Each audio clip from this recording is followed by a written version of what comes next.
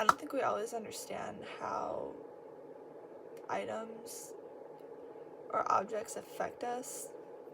If we if you bought something during a certain time in your life and now every time you look at it, you just think of that time in your life or whatever you have associated with that, whether it's good or whether it's bad. And sometimes we see certain items in our like room or our house or apartment or whatever. We see them so often that we just get used to seeing them, and maybe we're subconsciously like feeling affected by them and not realizing it.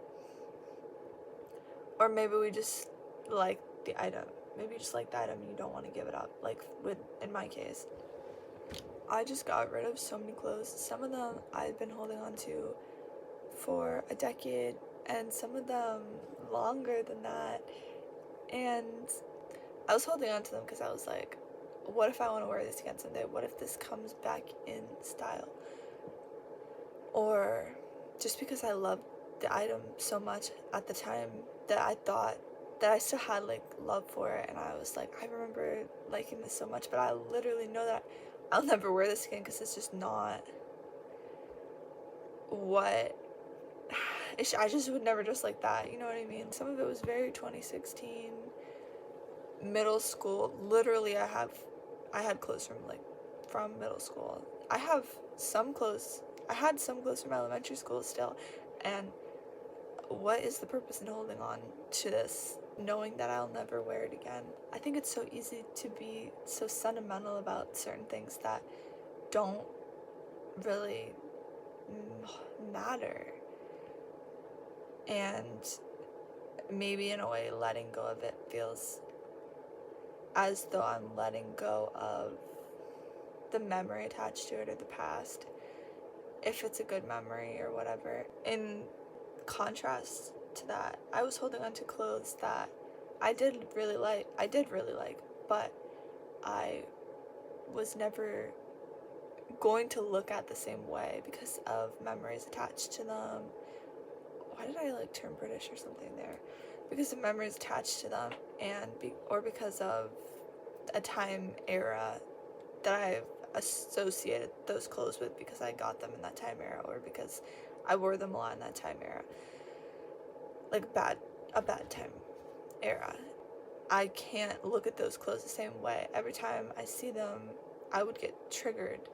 Every time I would be looking for an outfit, I would literally get triggered by looking at it because of just the negative connotations that I have to the clothing items. So why was I holding on to that? For what reason? I did genuinely like the clothes. I felt that they suited me and my style. I didn't want to give them up because I liked them. But why am I holding on to something that's like triggering me when I look at it, or that is bringing me like suffering that when I'm looking at it, Finally, I was able to get rid of a bunch of stuff that I'd been holding on to for no reason other than I just couldn't bring myself to give it up for some reason. I don't want to be holding on to stuff that is negatively impacting me. Does the positive outweigh the negative? And if it doesn't, then why are you holding on to it? Holding on to stuff that has negative connotations attached to it does feel like you're carrying a burden, and it's such an unnecessary burden to carry because there's such an easy solution, which is literally just letting go of it and finally getting rid of it.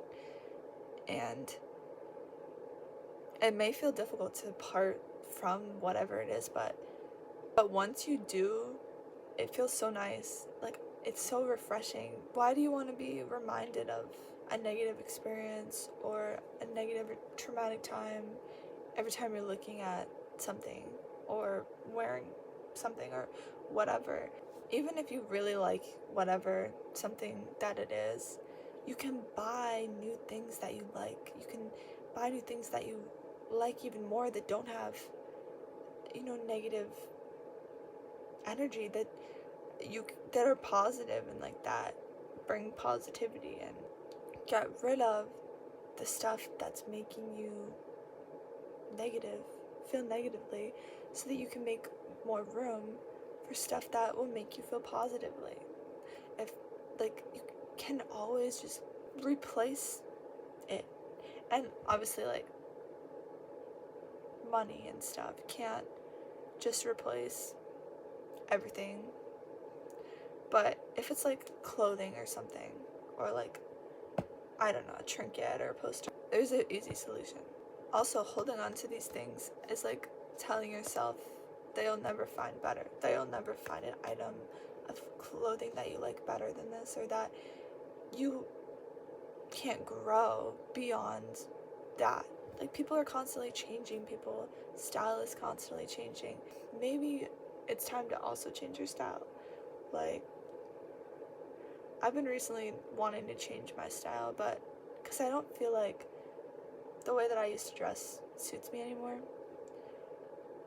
And I don't really know what does suit me, clothing-wise.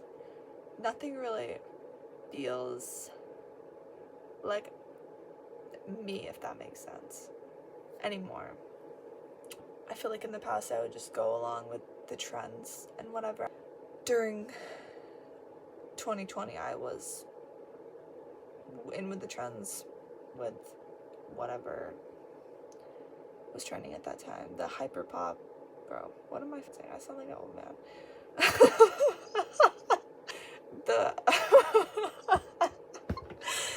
In 2019, I was wearing the lifeguard sweatshirt. I was wearing the black and white checkered bands. I've always been into dressing with the trends, and recently I haven't been keeping up with the trends, so I don't even know what's trendy right now for style, and for some reason I don't care anymore, really. Anyway, trust that you will find better. Trust that you'll find new clothing items that you'll like even more than those ones, and they'll actually make you feel positive and good about yourself. You're clearing out space to make room for new things that you love. Say you donate whatever it is to the thrift store, like old clothes or whatever, and then somebody could find that and they would not have any negative emotions attached to it. So that could be their new favorite thing ever, and they could have positive feelings about it, and somebody else could love it as much as you once did. I heard once that you should only keep the things that you really love, and I've always found that very difficult to do. I kind of am sentimental. I like to hold on to a lot of things, even things that I don't love, but maybe they have some sort of sentimental value, or I'm like, I kind of like this, I don't know. And I'm trying to work on that, because what's the point of holding on to all this stuff? It just feels like carrying like a weight, kind of, even if there's not necessarily negative emotions attached to it. I don't really own any of this stuff. This stuff doesn't really belong to me. Like, I have the facade that it belongs to me. In actuality, I can't take any of this stuff with me, like, in the afterlife or whatever. And so when you think of it like that, what value does a lot of clothing and whatever else really hold? Like, how much value does it actually have? Besides, like, the essentials and some things that you really love that bring you happiness. I think that's good to strive to want to just hold on to the things that you really do care about and love, and practicing detachment. There's a lot of things I still do like that I liked when I was a little younger, and at different eras and phases in my life and whatever, and at versions of myself that feel so far from me now, if that makes sense, that I'm just like, wow, I can't believe that used to be me. I still really like to wear the color brown, which I'm actually wearing right now. I'm wearing this brown sweater. When I was in high school, I used to wear brown almost every single day. I loved the color brown. I loved wearing the color brown, and I loved wearing like a forest green color. I really liked earth tones a lot, and I still love earth tones a lot. I don't wear green as much anymore, but maybe some things don't change like that. But I'll say I dress very differently. I still wear some of the same colors, but the way that I dress is very different in a lot of ways. It's strange not feeling like anything suits you, really. In one way, I do feel that it suits me, but in another way, I don't. Maybe, I feel like in life, we always have to feel like we have everything figured out. Kind of getting into a tangent from something kind of trivial like style, but I feel like that's a good example. Like in life, we feel like we have to have everything figured out. Like everybody feels like they have to know everything about themselves and label themselves in every single way. But why? I had never really understood focusing so much on labels and labeling myself. I've never really liked labels that much for myself. So, I don't know. Why does everything have to be labeled? Why do we have to confine ourselves to a box and label ourselves as something or another? And why do we have to know everything or pretend like we know everything?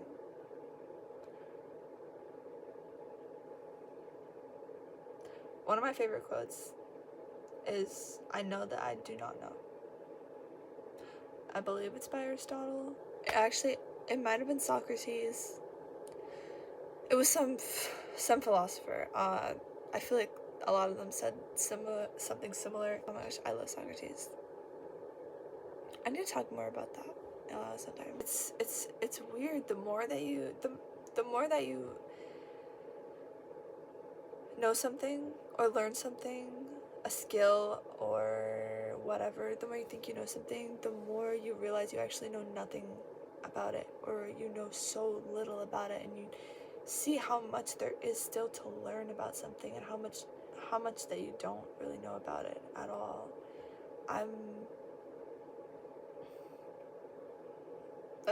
That's true with a lot of things. That's true for me with art. There's so many things that I don't know about it and that I want to learn. And somebody might look at your art, or somebody might look at something like a skill you do, and they might think that you seem like you know everything, or you know a lot. But in actuality, you're like, I don't know what I'm doing. I don't know.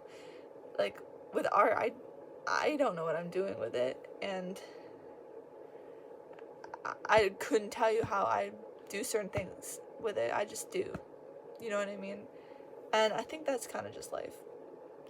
But also, I've been since the beginning-ish of last year, I started picking up learning Japanese again. And I tried to learn it several years ago, and I dropped it after a little bit of learning it. It was kind of locking in and committing to it since the beginning of last year, and the more that I learn about it, the more that I realize I don't know about it, and how much more there is still to learn. Even though it feels like I've learned a lot, I know that there's still so much more to learn about it. Speaking of wanting to get rid of things and clean up my space and let go of stuff, I also got a haircut. It's not very noticeable at all. I probably got this much off. My hair was a lot longer before, and I noticed the difference, even though probably nobody else does. But it felt so good to do that. Like, I didn't want to cut it that short, but it did feel like a weight off my shoulders. Like, I was letting go of memories or something. It was this long. Like, I wonder how old I was when this hair down here was like up here. Like, I don't know. And am I holding on to something by keeping it long? I don't know. I heard people say that hair holds memories. But at the same time, I've heard that people say that a spiritual perspective on hair and on growing it out, correct me if I'm wrong, but I believe that in ancient China, when people and men would grow their hair really long, women and men, it was seen as like disrespectful to cut your hair because it was a gift from your parents or something like that. I've been watching some Chinese dramas, so I was looking into that. I was like, I wonder what the meaning behind this is, and I don't know, I'm just curious about it. But I've also heard that long hair spiritually, like, you're holding on to trauma or something, like the memories thing, and you get like the urge to change it when something's going on. And it is interesting because I remember I wanted to dye my hair black. Every time I had gone through like a rough patch, I wanted to dye my hair black. Like a really rough patch. It is interesting. Like, I never even put two and two together that there's a reason I wanted to dye it dark. Normally I like to have lighter hair. I like to have my hair like this, or I like to have it even lighter than this. Like dirty blonde or something. Or like ash brown. And that feels more of who I am. Which, this is essentially my natural hair color. You can't tell the difference because it's dark. It like goes to like here. And then this is dyed. But anyways, everything is constantly changing, right? And the only thing that we're promised is literally change. That is the only thing that we're promised. And it feels like a lot of times life is very stagnant, despite that it's always changing. And I don't know why I feel like certain things will last forever. Both pleasant and negative things. But they don't. I'm not saying that's a bad thing or a good thing. I think it's both, you know. So instead of denying change, I think you just have to learn to accept it and embrace it. It's a part of life. I feel like for a while I was denying change in life, and I felt very stagnant because of that. And possibly it could have been avoided, but I also think I needed to learn some lessons at the same time to become who I am now. But to embrace change instead of holding on to the past, and to have trust that new good things will, come. Or holding on to things that aren't meant for you anymore. Whether it's items of clothing or people or whatever it is. Holding on to things that aren't meant for you anymore is just going to keep you, from growing, and learning to let go can be very difficult, but at the same time it feels very liberating, or can feel very liberating to just do it, to let go, and to just move on. It's so cool to me how people just start over completely. Like, they just be like, I'm gonna move to a different country, I'm just gonna completely start over.